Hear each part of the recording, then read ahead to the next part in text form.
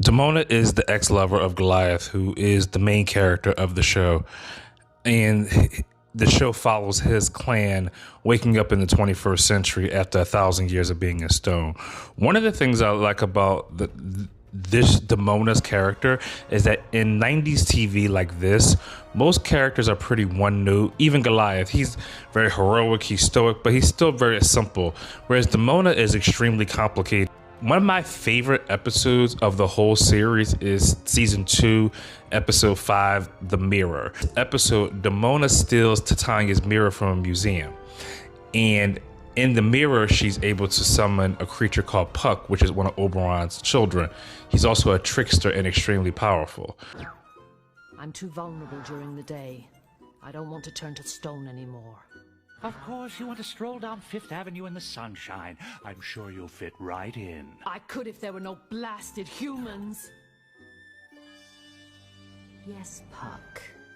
I want you to get rid of the humans. All of them. That's what I want. I want you to get rid of all the humans. And this kind of shows a pattern that we continue to see with Demona, where she hides behind her hatred of humans into how she truly feels. But going back to how complicated Demona is, it's not just what she says, it's also what she doesn't say. What is it you really want?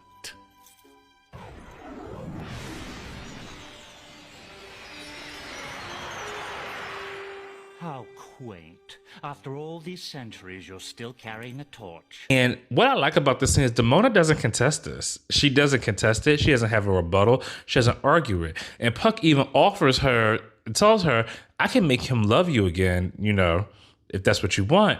But then we see Elisa. Well, if that's what you want, I can make him love you again. Piece of cake. Given your charming personality. That's it. That's what I want. If you cannot get rid of all the humans, then at least rid me of that human, Elisa Maza.